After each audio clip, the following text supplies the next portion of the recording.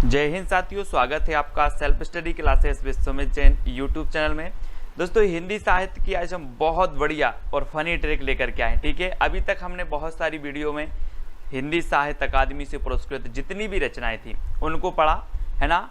अब हमें पढ़ना है दोस्तों व्यास सम्मान। व्यास सम्मान जिन रचनाओं को मिला है वो रचनाएं भी आपके लिए बहुत ही महत्वपूर्ण होता है। ठीक है, तो जितनी रचनाएं हैं व्यास सम्मान से सम्मानित है ना, जिनको व्यास सम्मान मिला है वो हम आपको याद करवा रहे हैं। सभी लोग वीडियो को लाइक करेंगे और शेयर अवश्य करेंगे। ठीक है, इससे पहले मैंने बहुत सारी चीज़ें आपको याद करवाई हैं है ना, वो वीडियो जरूर देखें। ये 21वां पार्ट है हिंदी साहित्य में ट्रिकी वीडियो का। ठीक है, और जो भी साथी सब्सक्राइब नहीं कर पाए या बेल आइकन को नहीं दबाया है वो दबा दें। और व्हाट्सएप ग्रुप से आपको जुड़ना है 9098609291। ये व्हाट्सएप नंबर आपको दिया है, इस व्हाट्सएप ग्रुप से आपको जुड़ जाना है। ठीक है, तो स्टार्ट करते हैं दोस्तों। आपको सबसे पहले तो क्या होगा, प्रश्न का जो टेस्ट है वो टेस्ट करवाएंगे और उसके बाद ट्रिक आपको बताएंगे। दोस्तों, व्यास सम्मान मिला भारत के भाषा परिवार और हिंदी के रचनाकार। तो जल्दी से हमें बताना है कि ये जो भारत के भाषा परिवार और हिंदी के रचनाकार, इसके जो रचनाकार है मतलब वो कौन है, ये चीज़ हमें बतानी है। और इस रचना को सबसे पहले व्यास सम्मान मिला था और ये रचना किसकी है दोस्तों, है ना। व्यास सम्मान वाले इन्होंने सोचा होगा कि सबसे पहले जो दिया जाए वो भारत के भाषा परिवार के लिए दिया जाए, है ना। और इसके रचनाकार है डॉक्टर रामविलास शर्मा। और एक नंबर यहाँ पर आपका बिल्कुल सही होगा। और 1991 में, जी हाँ दोस्तों, 1991 में इस रचना के लिए क्या मिला, व्यास सम्मान मिला। अब ये चीज़ आपको याद रखनी है कि भारत के भाषा परिवार और हिंदी, इसके लिए व्यास सम्मान कब मिला, 1991 में मिला। और ये रचना किसकी है, तो ये डॉक्टर रामविलास शर्मा की है। ये चीज़ भी याद रखनी है। ठीक है, अब कैसे याद रखोगे इसको, ऐसे याद रखना है कि सबसे पहले सोचा होगा कि हिंदी भाषा, भारत के भाषा जो परिवार हैं उनको दे दिया जाए। बाकी तो फिर इन भाषाओं में रचित रचनाओं को देना ही है। तो भारत के भाषा परिवार और हिंदी एक रचना है रामविलास शर्मा की, उसको दे दिया गया। ठीक है, अगला देख लो दोस्तों, नीला चांद। नीला चांद मैंने आपको कई बार बताया है। आपने शंकर जी की मूर्ति देखी होगी, शंकर जी की फोटो देखी होगी, देखी है। और यहाँ पर शंकर जी की यहाँ पर क्या है, नीला चांद रहता है। चांद रहता है ना यहाँ पर, चांद, तो हम बोलेंगे कि वो क्या है, नीला चांद, है ना।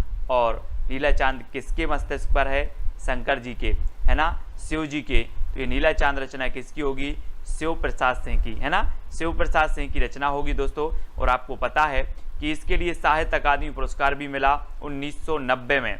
1990 में साहित्य अकादमी पुरस्कार मिला। और 1992 में इसे व्यास सम्मान भी मिल गया। 90 में नीला चांद के लिए साहित्य अकादमी पुरस्कार और 92 में व्यास सम्मान मिला। आपने याद कैसे किया, याद कैसे किया कि जो नीला चांद है, नीला चांद यानी कि चांद शिव जी के मस्तिष्क पर है। ये रचना हो जाएगी शिव प्रसाद सिंह की। ठीक है, और इसे 90 में साहित्य अकादमी और 92 में व्यास सम्मान भी मिला। ठीक है, और आपको पता है दोस्तों, शिव का बाण तोड़ा था किसने, राम जी ने। तो 92 में व्यास सम्मान इन्हें मिल जाएगा, व्यास सम्मान। ठीक है, तो ये दोनों रचनाएं आपको याद रखनी है, दोनों पुरस्कार इस रचना के लिए आपको याद रखनी है। ठीक है, अगला है मैं वक्त के हूँ सामने। मैं वक्त के हूँ सामने की रचनाकार कौन है, मैंने आपको कई बार बताया है कि अगर आप वक्त के सामने आ जाओ कभी तो गिर जाना। मैं वक्त के हूँ सामने, बोले वक्त के क्यों सामने हो, गिर जा, है ना। वक्त के क्यों सामने हो, गिर जा। तो मैं वक्त के हूँ सामने रचना किसकी है, गिरजा कुमार माथुर की। ठीक है, सी नंबर। और इसे साहित्य अकादमी पुरस्कार मिला 1991 में दोस्तों। और व्यास सम्मान मिल गया 1993 में। देखो बहुत सारी, ये तो बहुत ही महत्वपूर्ण रचनाएं हो जाती हैं जिन्हें 2-2 सम्मान मिल गए, है ना। मतलब बहुत ही इंपॉर्टेंट रचनाएं हैं जिन्हें साहित्य अकादमी भी मिल गया 1991 में और 92 में, 93 में इसको क्या मिल गया, व्यास सम्मान भी मिल गया। तो मैं वक्त के हूँ सामने, गिरजा कुमार माथुर, 91 में साहित्य अकादमी, 93 में व्यास सम्मान। ठीक है, ऐसे याद रखेंगे। अगला है सपना अभी भी के रचनाकार कौन है दोस्तों। सपना अभी भी है कि मैं धर्म की शरण में जाऊं। काय की शरण में जाना है, सभी का सपना रहता है, क्या रहता है कि मैं धर्म की शरण में जाऊं।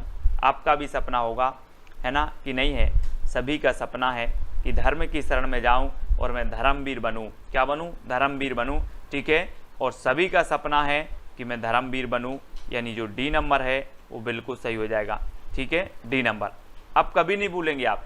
मैं बोलूँगा सपना अभी भी है, बोले सर हाँ सपना अभी भी है धर्मवीर बनने का।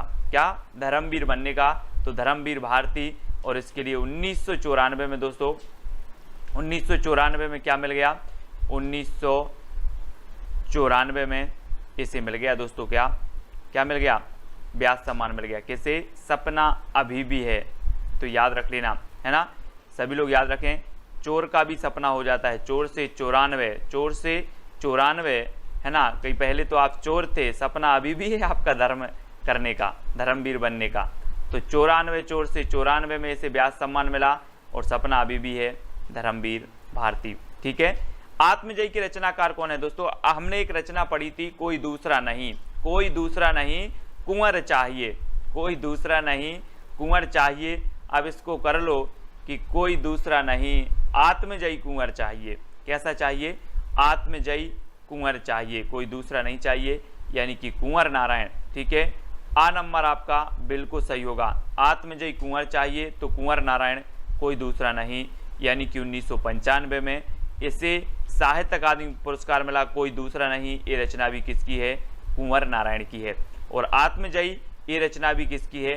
कुंवर नारायण की है, और 1995 में इसे ये व्यास सम्मान मिला दोस्तों, है ना। दो रचनाएं इनकी है, बहुत ही बढ़िया रचनाएं हैं। कोई दूसरा नहीं कुंवर चाहिए, 1995 साल का कुंवर चाहिए।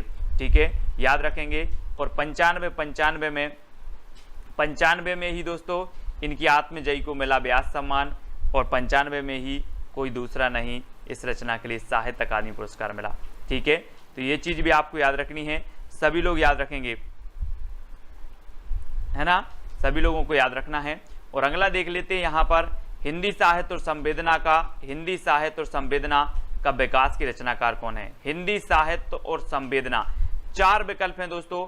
एक चीज बताना कि मैं जिसके बारे में जानता हूं उसके प्रति संवेदना प्रकट करता हूं, है ना। मैं जिसका स्वरूप जानता हूं उसके बारे में संवेदना प्रकट करता हूं। मैं जिसका स्वरूप ही नहीं जानता तो क्या संवेदना प्रकट करना। तो स्वरूप जानता हूं, है ना, उसके बारे में क्या करते हैं? संवेदना प्रकट करते हैं। तो डॉक्टर रामस्वरूप चतुर्वेदी की रचना हो जाएगी। बोले सर मैं संवेदना प्रकट न करने गए था क्योंकि मुझे उसका स्वरूप पता था कि वो बहुत अच्छा है। हिंदी साहित्य और संवेदना का विकास ये रामस्वरूप चतुर्वेदी का है। ठीक है, हम हिंदी साहित्य का विकास जानते हैं, हिंदी साहित्य के बारे में जानते हैं, हिंदी साहित्य के बारे में संवेदना प्रकट करेंगे क्योंकि हमें इसका स्वरूप पता है, स्वरूप। ठीक है, और इस रचना के लिए दोस्तों 1996 में व्यास सम्मान मिल गया। किसे? हिंदी साहित्य और संवेदना के विकास के लिए। तो ये चीज आपको याद रखनी है। और दोस्तों उत्तर कबीर तथा अन्य कविताएं के रचनाकार कौन है? उत्तर कबीर तथा अन्य कविताएं, कुंवर नारायण, डॉक्टर रामस्वरूप चतुर्वेदी, डॉक्टर केदारनाथ सिंह, या फिर गोविंद मिश्र। तो उत्तर कबीर तथा अन्य कविताएं के जो रचनाकार हैं वो हैं दोस्तों 1997 में से व्यास सम्मान मिला, और वो केदारनाथ से हैं। तो इसको याद रख लेना है ना। उत्तर कबीर तथा अन्य कविताएं, है ना, उत्तर कबीर तथा अन्य कविताएं। कैसे याद रखोगे? कबीर की बात आई है दोस्तों यहाँ पर, तो केदारनाथ में जब बाढ़ आई तो कबीर भी क्या गए? देखने गए। इस प्रकार से रख लेंगे, कबीर भी देखने गए थे। तो उत्तर कबीर तथा अन्य कविता रचना केदारनाथ सिंह की है। 1997 में क्या मिल गया? इसे व्यास सम्मान मिल गया, व्यास। ठीक है, अगला देखते हैं दोस्तों, 5 आंगनों वाला घर। 5 आंगनों वाला घर की रचनाकार बताना है। आपको पता होगा दोस्तों कि आपने पढ़ी होगी, सूरदास ने लिखी है कि घुटरू बन खेलत, कृष्ण जी के बारे में लिखा है ना। घुटरू बन खेलत, आंगन में घुटरू बन खेलत, इस प्रकार से एक पंक्ति उन्होंने लिखी है। तो आंगन में कौन खेलते थे? आंगन में खेलते थे दोस्तों कृष्ण जी, उनका नाम ही गोविंद है ना। तो 5 आंगनों वाले घर में खेलते थे कौन? गोविंद। तो गोविंद मिश्र। इसके रचनाकार कौन होंगे? गोविंद मिश्र। मैं कभी भी आपसे पूछूंगा 5 आंगनों वाला घर, बोले सर 5 आंगनों वाले घर में तो गोविंद खेलते थे, है ना, गोविंद खेलते थे, यानी गोविंद मिश्र। और इसे 1998 में दोस्तों क्या मिल गया? व्यास सम्मान मिल गया। 98, ठीक है, 98 में क्या मिल गया, व्यास सम्मान। विश्रामपुर का संत, जी हाँ दोस्तों, अब एक चीज बताना कि जब माँ का लाल थक जाता है, जब माँ का लाल थक जाता है तो माँ बोलती है विश्राम कर ले। क्या बोलती है, विश्राम कर ले। तो विश्रामपुर का संत कौन होगा, कोई लाल ही होगा दोस्तों, लाल होगा, यानी कि श्रीलाल शुक्ल की रचना है विश्रामपुर का संत। कई बार पूछी गई है। राग दरबारी भी आपको रचना पता होगी दोस्तों, श्रीलाल शुक्ल जी की, है ना, और श्रीलाल शुक्ल की एक रचना है, कई बार पूछी गई, विश्रामपुर का संत, है ना। माँ किससे बोलेगी, लाल से बोलेगी कि विश्राम कर ले, तो लाल से श्रीलाल शुक्ल, ऐसे याद रखेंगे। और दोस्तों 1999 में इसे व्यास सम्मान मिला, है ना, व्यास सम्मान मिला, ये चीज भी आपको याद रखनी है। और लाल विश्राम नहीं करता, बोले 99 का फेर है, मैं विश्राम नहीं करूंगा। क्या नहीं करूंगा, विश्राम, तो 99 का फेर है, याद रख लेना। और विश्रामपुर का संत श्रीलाल शुक्ल की रचना हो जाएगी, व्यास सम्मान 1999। पहला गिरमिटिया के रचनाकार कौन है, पहला गिरमिटिया, जी हाँ दोस्तों। अब दोस्तों याद रख लेना, 2 सेकंड में आप अपने उत्तर को तो बताना।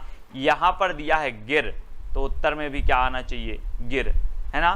तो ये देखो गिरिराज किशोर, गिरमिटिया, पहला गिरमिटिया गिरिराज किशोर, है ना। तो ये तो उत्तर में आपको गिरिराज किशोर समझ में आ गया। और 2000 में जो है क्या है, ये रचना को व्यास सम्मान मिला था, पहला गिरमिटिया, है ना। बोले पहला गिरमिटिया मैंने 2000 रुपये में खरीद लिया, क्योंकि वो क्या हो गया था, गिर गया था, तो गिरिराज किशोर, है ना, पहला गिरमिटिया गिर गया था जो मैंने 2000 रुपये में खरीदा था, इस प्रकार से। तो गिरिराज किशोर इसके रचनाकार होंगे, 2000 में से व्यास सम्मान मिल जाएगा, ठीक है। अगला है दोस्तों आपका आलोचना का पक्ष के रचनाकार कौन है, आलोचना का पक्ष, इसके रचनाकार बताना है, कैलाश वाजपेयी, डॉक्टर रमेश चंद्र शाह, चित्रा मुदगल या फिर गिरिराज किशोर। तो आलोचना का पक्ष को आपका बिल्कुल सही आंसर होगा रमेश चंद्र शाह, जी हाँ दोस्तों, डॉक्टर रमेश चंद्र शाह इसके रचनाकार हैं। बहुत ही बढ़िया रचना है ना। और इसे 2001 में क्या मिला, 2001 में इसे दोस्तों व्यास सम्मान मिल गया, आलोचना का पक्ष, ठीक है, रमेश चंद्र शाह, ऐसे भी आपको याद रखना, शाह, ठीक है, रमेश चंद्र शाह, है ना, याद रखेंगे। अगला है दोस्तों पृथ्वी का कृष्ण पक्ष की रचनाकार कौन है, पृथ्वी का कृष्ण पक्ष। दोस्तों पृथ्वी पर चाहे कृष्ण पक्ष हो चाहे शुक्ल पक्ष हो, लेकिन शंकर जी ने तो अपना जो तपस्या की वो कहाँ पर की, कैलाश पर्वत पर, कैलाश पर्वत पर। बोले कि पृथ्वी पर चाहे शुक्ल पक्ष हो चाहे कृष्ण पक्ष हो, मैं तो अब कैलाश पर्वत पर तपस्या कर रहा हूँ, ठीक है। तो पृथ्वी के कैलाश पर्वत पर तपस्या की श्री कृष्ण ने, और चाहे कृष्ण पक्ष हो या शुक्ल पक्ष, कैलाश पर्वत पर ही की, तो कैलाश वाजपेयी। पृथ्वी का कृष्ण पक्ष कैलाश पर्वत पर, यानी कि कैलाश वाजपेयी, है ना। याद रखेंगे इस प्रकार से कि पृथ्वी का कृष्ण पक्ष कैलाश पर्वत पर, है ना, तो कैलाश वाजपेयी रचनाकार हो जाएंगे। और 2002 में से क्या मिल गया, इसे मिल गया व्यास सम्मान 2002 में, ठीक है, याद रखना, है ना। अब आप बोलोगे सर एक कैलाश पर्वत शंकर जी गए थे, एक आध और होता, 2 होते 2 तो मैं भी चला जाता, है ना। तो 2 होते तो 2002 कैलाश वाजपेयी की रचना पृथ्वी का कृष्ण पक्ष को इसे व्यास सम्मान से सम्मानित किया गया। अब दोस्तों अगला बताना है आपको, आबा के रचनाकार कौन है, आबा, कैलाश वाजपेयी, डॉक्टर रमेश चंद्र शाह, चित्रा मुदगल या फिर गिरिराज किशोर। 2 दिए जाते सेकंड, 2 सेकंड आपको दिए जाते हैं दोस्तों। आबा से आपको नहीं लग रहा, आमा, आमा, आबा, आबा, और आबा का हमें क्या बनाना है, चित्र बनाना है। मैं आपसे बोलूं आमा का चित्र बना देना, आमा, ठीक है, आमा, आम या आमा या आबा, इस प्रकार से। तो इसका क्या बनाना है, हमें चित्र बनाना है, चित्र, ठीक है। तो चित्र बनाना है आबा का, तो चित्रा मुदगल, आबा की रचना, आबा जो रचना है वो किसकी है, चित्रा मुदगल की, क्योंकि आबा का हमें क्या बनाना है, चित्र बनाना है। और इसे 2003 में क्या मिला दोस्तों, व्यास सम्मान मिल गया। और चित्र आपको कितने बनाने हैं, 3 चित्र बनाना है आबा के 3 चित्र बनाना है, तो चित्रा मुदगल, और 3 बनाना है तो 2003 में इसे व्यास सम्मान से सम्मानित किया गया। अगला देख लेते हैं दोस्तों, कठगुलाब के रचनाकार कौन है।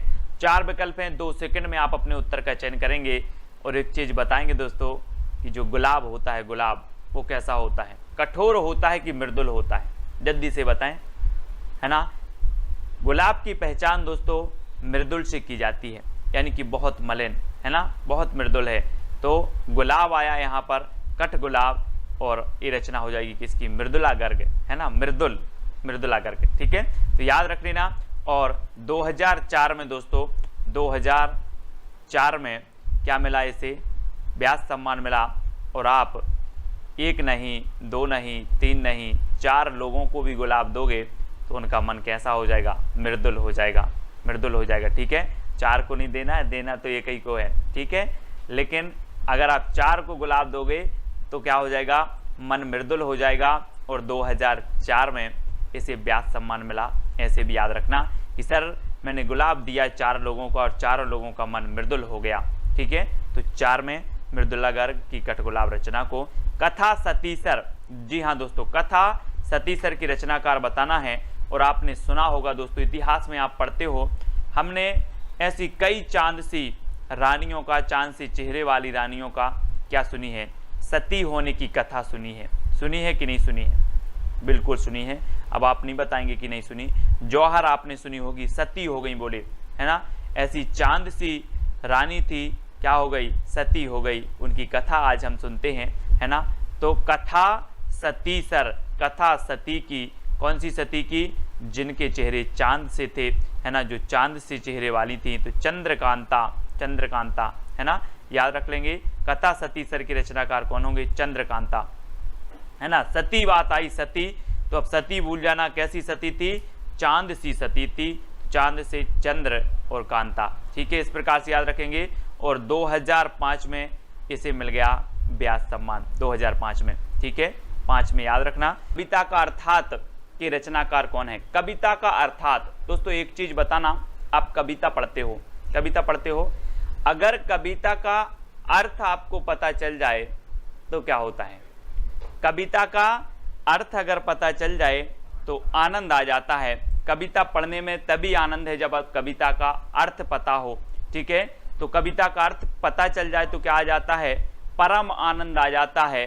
तो परमानंद श्रीवास्तव, परमानंद श्रीवास्तव बोले सर बहुत बढ़िया ट्रिक बताई आपने कि कविता का अर्थ पता चल जाए तो परम आनंद आ जाता है। तो परमानंद श्रीवास्तव।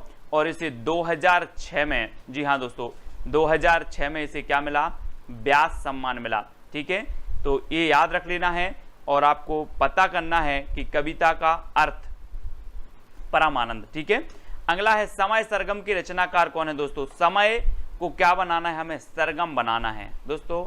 समय एक सा नहीं होता, समय को सरगम बनाना है। कैसे बनेगा, समय सरगम की रचनाकार बताना। यहाँ पर 2 सेकंड में आपका समय है। और दोस्तों अगर आपके साथ कृष्ण आ जाएं, आपके साथ कृष्ण आ जाएं तो आपका समय क्या होगा, सामान्य नहीं रहेगा, सरगम बन जाएगा। कैसा बन जाएगा, सरगम बन जाएगा।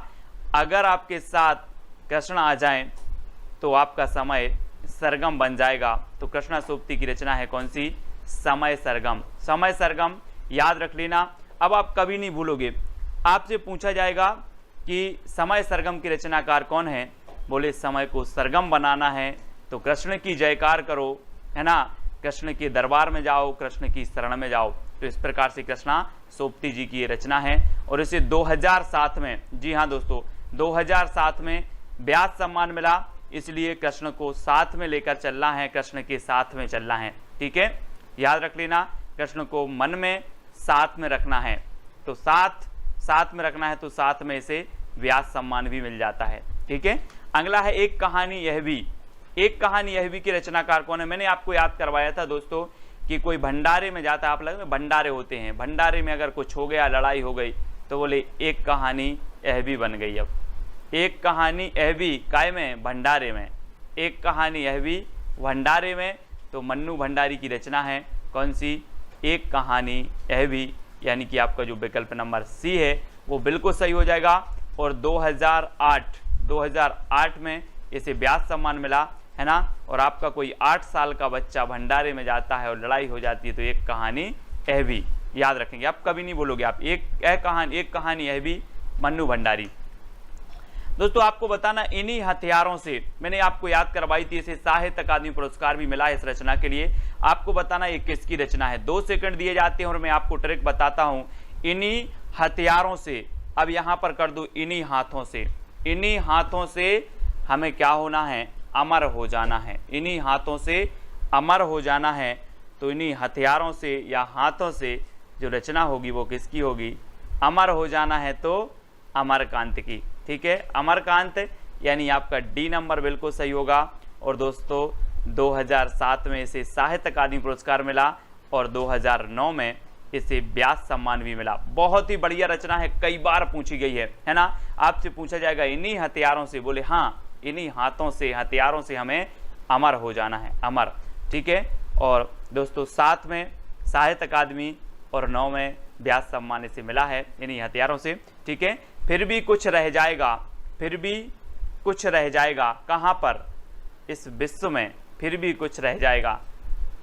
कोरोना चल रहा है दोस्तों, फिर भी कुछ रह जाएगा है विश्व में। आपको क्या लग रहा है, फिर भी कुछ रह जाएगा, कहाँ पर, विश्व में। विश्व में तो विश्वनाथ तिवारी, विश्वनाथ तिवारी, ये नंबर आपका बिल्कुल सही होगा। फिर भी कुछ रह जाएगा विश्व में।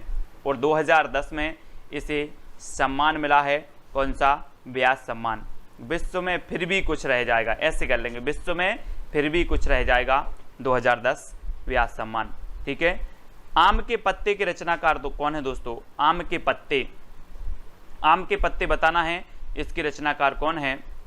और 4 विकल्प हैं। और आपने देखा होगा दोस्तों, जब कथा होती ना, कथा होती है, राम कथा हो रही, बोले राम कथा हो रही है, और आप देखते हैं दरबार में आम के पत्ते लगाते इस प्रकार से माला बना के, है ना। आम के पत्ते भी सोचते हैं कहीं राम के दरस हो जाएं, है ना। क्या सोचते हैं, आम के पत्ते भी सोचते हैं राम के दरस हो जाएं। तो आम के पत्ते के रचनाकार कौन होंगे, रामदरस मिश्र। रामदरस मिश्र यानी कि जो आपका वी नंबर है वो बिल्कुल सही हो जाएगा, है ना। आम के पत्ते क्या कल्पना करते हैं, राम के दरस हो जाएं। दोस्तों ये चीज़ आप कभी को मिल जाए, बोले आम के पत्ते करते हैं, तो कभी कल्पनात्मक कहानी बना के, कविता बना के आपको पेश कर देगा। तो आम के पत्ते क्या सोचते हैं, राम के दरस मिल जाएं। और 2011 में इसे व्यास सम्मान मिल गया आम के पत्ते के लिए। बहुत ही बढ़िया रचना है, कई बार पूछी भी गई है। अगला है ना भूतो ना भविष्यति। हम बोलते ना कि ना भूत में हुआ है ना भविष्य में होगा, वैसा हो गया है। ना भूतो ना भविष्यत की रचनाकार कौन होंगे। तो 4 विकल्प हैं दोस्तों, और आपका बिल्कुल सही आंसर होगा नरेंद्र कोहली, है ना। कोहली क्रिकेट टीम के हैं, कप्तान हैं, और इन्होंने ऐसा कर दिया कि ना भूत में हुआ और ना भविष्य में, है ना। ना भूतो ना भविष्यत, बोले इंडिया टीम को ऐसा कप्तान ना भूत में मिला ना भविष्य में, तो ना भूतो ना भविष्यत, ये कौन हो जाएंगे, नरेंद्र कोहली। कोहली याद रख लेना, कोहली, नरेंद्र कोहली इसके रचनाकार हैं। और 2012 में क्या मिल गया, साहित्य, इन्हें व्यास सम्मान मिल गया, ना भूतो ना भविष्यत, 2012 नरेंद्र कोहली। ठीक है, इस प्रकार से। और दोस्तों आपको बताना भी है कि सर ये वाली ट्रिक अच्छी लगी। लास्ट में मैं आपको एक चैलेंज प्रश्न देता हूं, उसके साथ ही आपको ट्रिक भी बतानी होती है कि कौन सी ट्रिक आपको सबसे अच्छी, सबसे फनी लगी। ठीक है, व्योमकेश दरवेश के रचनाकार कौन है दोस्तों। हिंदी साहित्य वाले स्टूडेंट हैं तो पर्यायवाची शब्द सभी को आते हैं लगभग। अब यहाँ पर देखो कि व्योम, व्योम मतलब क्या होता है, आकाश। व्योम मतलब होता है आकाश। और दोस्तों एक चीज बताना कि जो ये आकाश है हमारे भारत में बस है कि अमेरिका में भी है, सब जगह है ना पूरे विश्व में, कि नहीं बोले अमेरिका में नहीं है सर आकाश, तो भारत में बस है। पूरे विश्व में आकाश है। और व्योम मतलब होता है आकाश, तो व्योमकेश दरवेश ये रचना किसकी होगी, व्योमकेश दरवेश ये रचना बतानी है।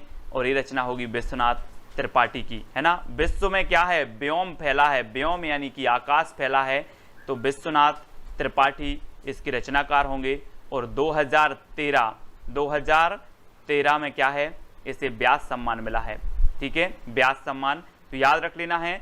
और 13 व्यास पूछ लेना आकाश से कि 13 व्यास कितना है, 13 व्यास कितना है, क्योंकि आकाश है दोस्तों, आकाश, और इसका ये व्यास देखना है। यहाँ से आप लेते हो यहाँ तक त्रिज्या, और जब ये यहाँ तक पहुँच जाते तो इसे व्यास कहते, व्यास।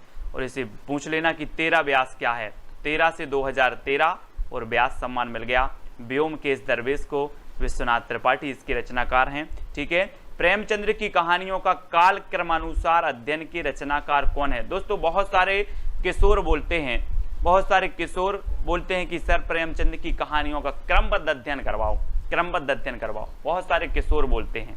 तो कौन होंगे प्रेमचंद की कहानियों का काल क्रमानुसार अध्ययन? कौन होंगे रचनाकार?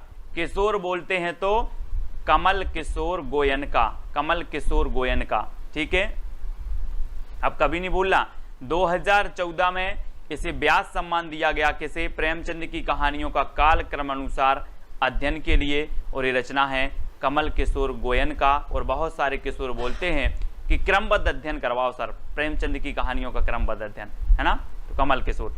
अगला है क्षमा के रचनाकार कौन है? दोस्तों 4 विकल्प हैं। और दोस्तों आपको पता होगा, शायद आपने जैन धर्म पढ़ा होगा, जैन धर्म में एक धर्म होता है क्षमा धर्म, क्षमा धर्म होता है ना। कहते हैं कि क्षमा धर्म सबसे बड़ा धर्म है, और क्षमा कौन से धर्म में होता है? जैन धर्म में होता है।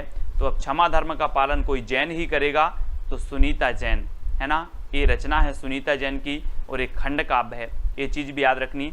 और 2015 में क्या मिला? इसे ज्ञान व्यास सम्मान मिल गया। तो आप कभी नहीं भूलना, मैंने बोला क्षमा, तो आप देख लेना कि क्षमा तो जैन धर्म का एक धर्म है ना, तो याद रख लेना। और जैन का है तो सुनीता जैन की ये रचना है, एक खंड काव्य है, 2015 में जिसे व्यास सम्मान मिला। ठीक है, अगला है काटना समी का वृक्ष पद्म पंखुड़ी की धार से, काटना समी का वृक्ष पद्म पंखुड़ी की धार से, इसके रचनाकार कौन है दोस्तों? तो याद रख लेना है। अब यहां से एक चीज कर देना, काटना समी का स्वर, काटना समी का सुर पद्म पंखुड़ी की धार से, ऐसे याद करना है। काटना समी का सुर पंखुड़ी की धार से, काटना समी का सुर पंखुड़ी की धार से, तो सुर से हो जाएंगे आपके सुरेंद्र वर्मा, है ना। काटना समी का सुर पंखुड़ी की धार से, तो सुर से क्या हो जाएगा? सुरेंद्र वर्मा की रचना है। और इसे 2016 में कौन सा सम्मान मिला? व्यास सम्मान मिला। ठीक है, याद रख लेना। कैसे याद रख लोगे?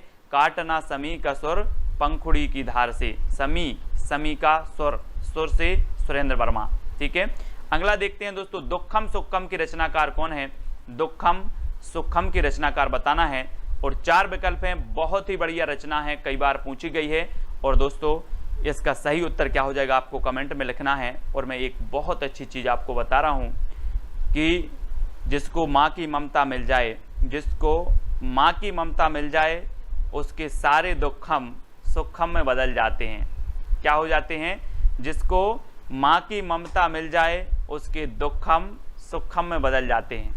अब याद रख लेना, आप कभी नहीं भूलोगे, है ना। बोले माँ की ममता अगर मिल जाए तो दुखम सुखम में बदल जाते हैं, सुखम में। तो याद रख लेना, ममता कालिया, ममता कालिया इसके रचनाकार हैं, यानी आ नंबर आपका बिल्कुल सही हो जाएगा। और 2017 में जो है इसे मिला दोस्तों व्यास सम्मान। कब मिला? 2017 में। ठीक है, तो याद रख लेना, किसी किसी को दोस्तों बोले बचपन से बिछड़ गए और 17 साल के हुए तब माँ की ममता मिली, है ना। 17 साल के हुए तो 2017 में व्यास सम्मान मिला। और ये तो बहुत बढ़िया ट्रिक है ना, कि माँ की ममता मिल जाए तो सारे दुखम सुखम में बदल जाते। तो दुखम सुखम रचना ममता कालिया। ठीक है, जितने लोग उतने प्रेम की रचनाकार कौन है दोस्तों? जितने लोग उतने प्रेम करते हैं, है ना, ऐसे याद कर लो, है ना। कैसे याद करोगे? जितने लोग उतने प्रेम करते हैं। और कैसे करते हैं? जुगाड़ से करते हैं। कैसे करते? जुगाड़ से।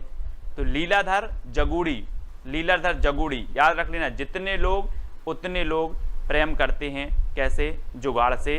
तो लीलाधर जगूड़ी।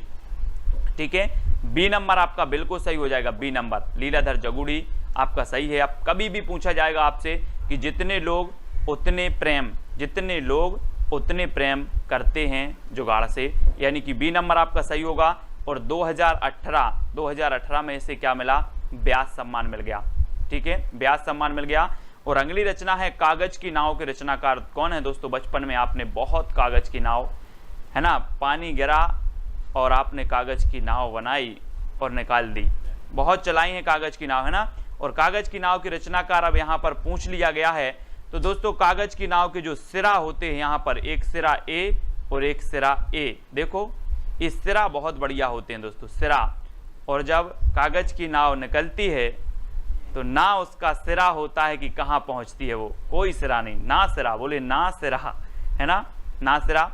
तो याद रख लेना कागज की नाव का ना सिरा, नासिरा शर्मा की रचना है कागज की नाव। और इसे 2019 में दोस्तों क्या मिला, व्यास सम्मान मिल गया। तो याद रख लेना 2019 में व्यास सम्मान किसे मिला, तो बता देना कागज की नाव को, और ये रचना है नासिरा शर्मा की। ठीक है, अब दोस्तों यहाँ पर आपके जो व्यास सम्मान है वो कंप्लीट होते हैं, व्यास सम्मान जितने भी व्यास सम्मान से सम्मानित रचनाएं हैं।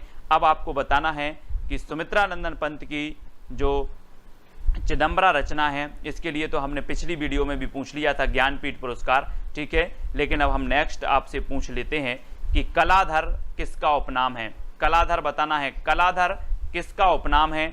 आपके पास 4 विकल्प हैं, सुमित्रा नंदन पंत, दूसरा है आपका निराला, तीसरा है जयशंकर प्रसाद और चौथा है नागार्जुन। ठीक है, ये 4 विकल्प में से आपको बताना है कि कलाधर उपनाम किसका है। सभी लोग इस चैलेंज प्रश्न का उत्तर बताएंगे, और इस सुमित्रा नंदन की चिदंबरा का भी आपको बताना है, फिर से इसका भी बताएंगे कि कब इसे जो है ज्ञानपीठ पुरस्कार मिला, 72 में किसे मिला, 78 में किसे मिला, 82 में किसे मिला, ये भी आपको बतानी है। और कलाधर उपनाम किसका था, ये भी आपको बतानी है। ठीक है, तो आपको बताना है दोस्तों कि सबसे अच्छी ट्रिक कौन सी लगी। ठीक है, आपको कमेंट में लिख के बताना है, और कितनी चीज़ें आपको याद हुई, कितने % आपको याद हुआ इन ट्रिकों से, क्योंकि जो आपकी ज्ञानपीठ पुरस्कार से सम्मानित रचनाएं, साहित्य अकादमी पुरस्कार से सम्मानित रचनाएं, सरस्वती पुरस्कार से सम्मानित, व्यास सम्मान से पुरस्कृत जो रचनाएं होती हैं वो सबसे इंपॉर्टेंट रचनाएं होती हैं, अधिकांश रचनाएं वो ही पूछी जाती हैं। ठीक है, इनको हमें अच्छे से पढ़ना है, रटना है। ठीक है, और दोस्तों जो भी साथी व्हाट्सएप ग्रुप से नहीं जुड़े हैं वो 9098609291 ये नंबर है, इस पर आप SMS करेंगे, MSG करेंगे तो आपको क्या मिल जाएगी, लिंक मिल जाएगी व्हाट्सएप ग्रुप की। और दोस्तों अपना एक टेलीग्राम ग्रुप है IAS स्टडी ट्रिक। ठीक है, आपको सर्च कर लेना है टेलीग्राम में और ज्वाइन हो जाना है। वीडियो अच्छा लगा हो तो लाइक करके कमेंट में बता देना, और प्रोत्साहन के 2 शब्द भी आप लिख देना। ठीक है, वीडियो को लाइक और शेयर अवश्य करना। आज के वीडियो के लिए बस इतना ही। जय हिंद।